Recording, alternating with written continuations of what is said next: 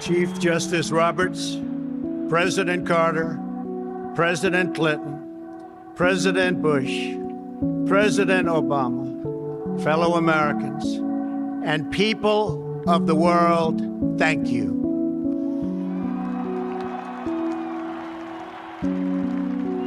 We, the citizens of America, are now joined in a great national effort to rebuild our country and restore its promise for all of our people. Together, we will determine the course of America and the world for many, many years to come. We will face challenges. We will confront hardships, but we will get the job done. Every 4 years, we gather on these steps to carry out the orderly and peaceful transfer of power. And we are grateful to President Obama and First Lady Michelle Obama for their gracious aid throughout this transition. They have been magnificent. Thank you.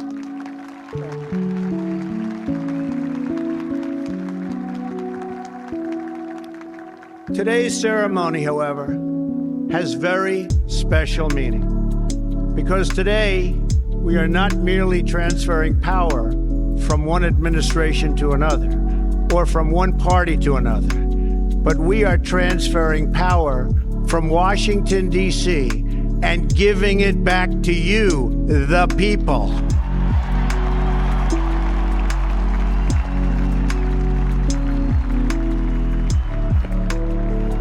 For too long, a small group in our nation's capital has reaped the rewards of government while the people have borne the cost. Washington flourished, but the people did not share in its wealth.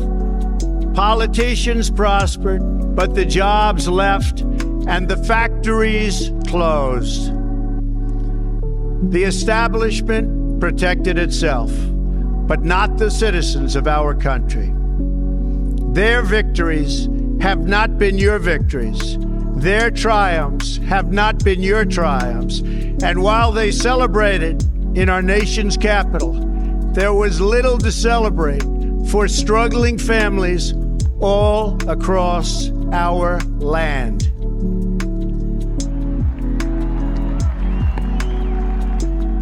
That all changes starting right here and right now, because this moment is your moment. It belongs to you.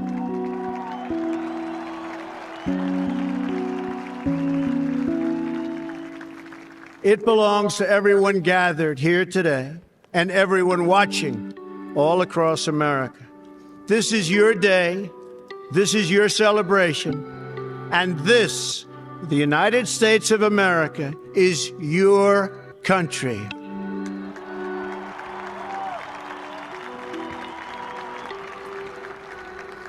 What truly matters is not which party controls our government, but whether our government is controlled by the people. January 20th, 2017 will be remembered as the day the people became the rulers of this nation again.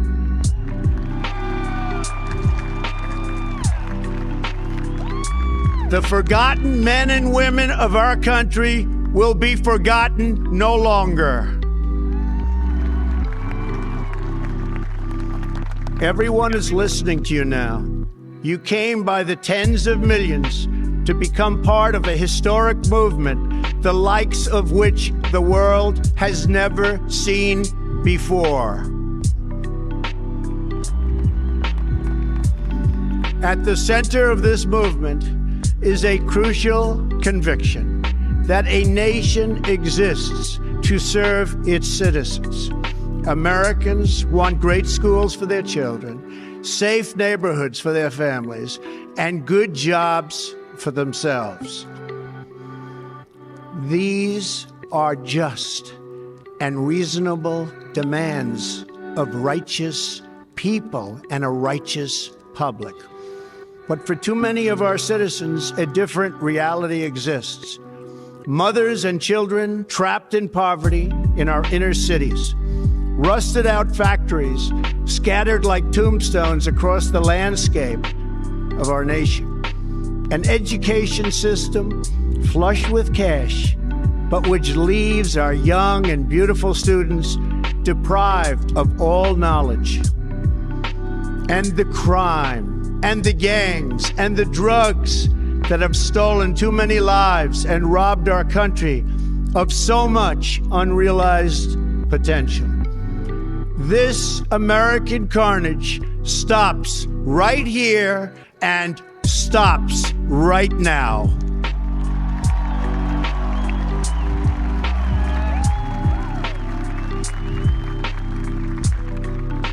We are one nation, and their pain is our pain. Their dreams are our dreams, and their success will be our success. We share one heart, one home, and one glorious destiny. The oath of office I take today is an oath of allegiance to all Americans.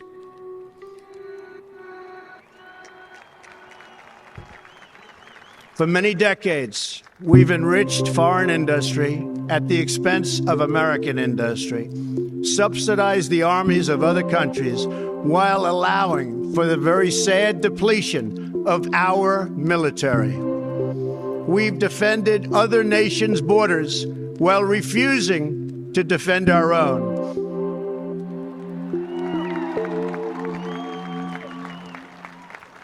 And spent trillions and trillions of dollars overseas while America's infrastructure has fallen into disrepair and decay.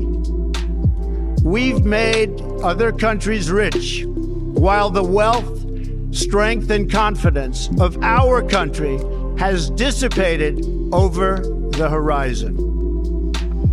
One by one, the factories shuttered and left our shores, with not even a thought about the millions and millions of American workers that were left behind.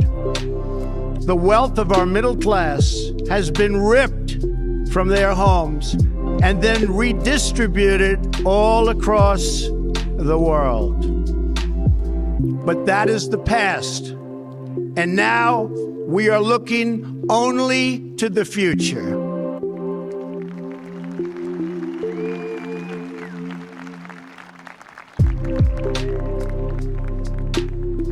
We assembled here today are issuing a new decree to be heard in every city, in every foreign capital, and in every hall of power. From this day forward, a new vision will govern our land. From this day forward, it's going to be only America first. America first.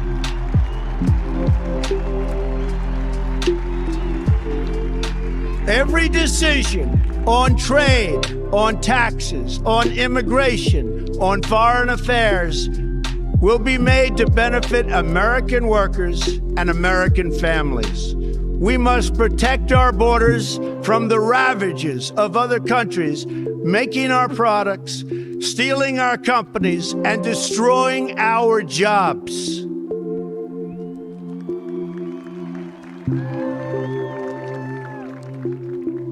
Protection will lead to great prosperity and strength. I will fight for you with every breath in my body, and I will never, ever let you down.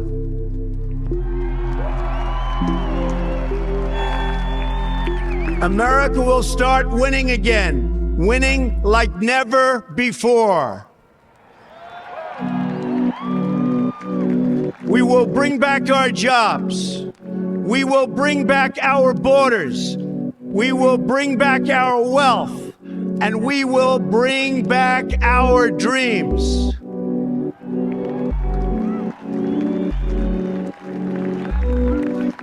We will will build new roads and highways and bridges and airports and tunnels and railways all across our wonderful nation.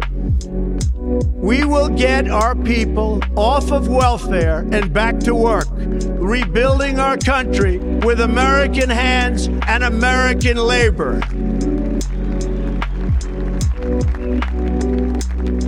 We will follow two simple rules: buy American and hire American. We will seek friendship and goodwill with the nations of the world, but we do so with the understanding that it is the right of all nations to put their own interests first. We do not seek to impose our way of life on anyone, but rather to let it shine as an example. We will shine for everyone to follow. We will reinforce old alliances and form new ones and unite the civilized world against radical Islamic terrorism, which we will eradicate completely from the face of the earth.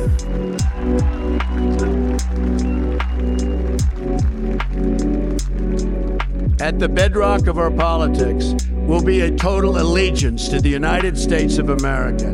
And through our loyalty to our country, we will rediscover our loyalty to each other. When you open your heart to patriotism, there is no room for prejudice.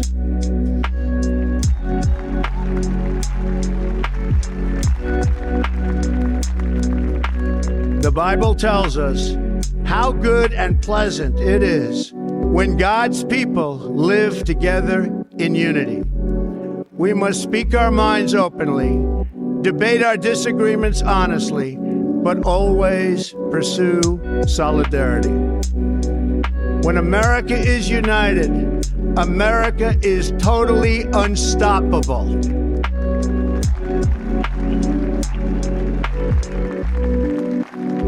There should be no fear. We are protected, and we will always be protected. We will be protected by the great men and women of our military and law enforcement. And most importantly, we will be protected by God.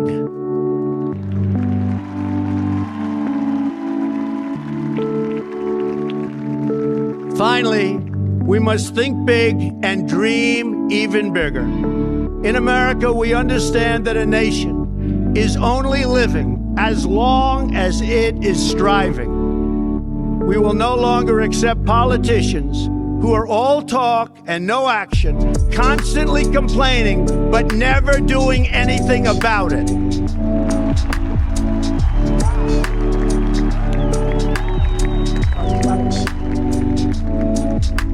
The time for empty talk is over. Now arrives the hour of action.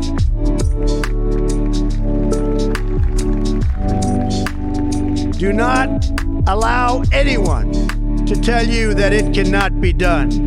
No challenge can match the heart and fight and spirit of America. We will not fail.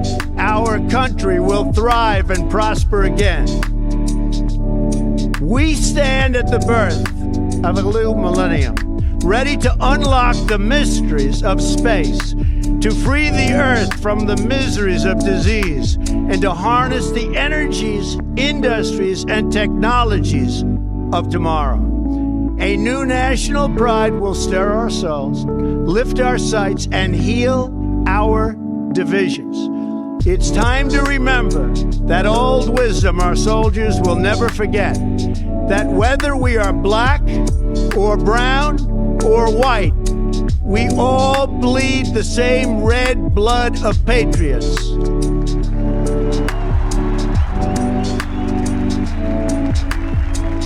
We all enjoy the same glorious freedoms, and we all salute the same great American flag.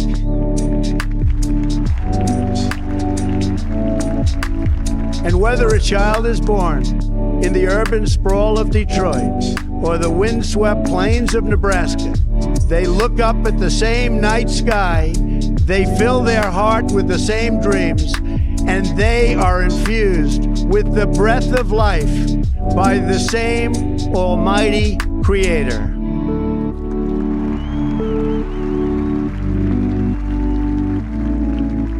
So to all Americans in every city, near and far, small and large, from mountain to mountain, from ocean to ocean, hear these words: you will never be ignored again.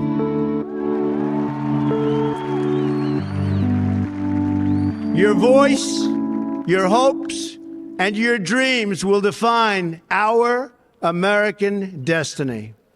And your courage and goodness and love will forever guide us along the way. Together, we will make America strong again. We will make America wealthy again. We will make America proud again. We will make America safe again. And yes, together, we will make America great again. Thank you, God bless you, and God bless America. Thank you. God bless America.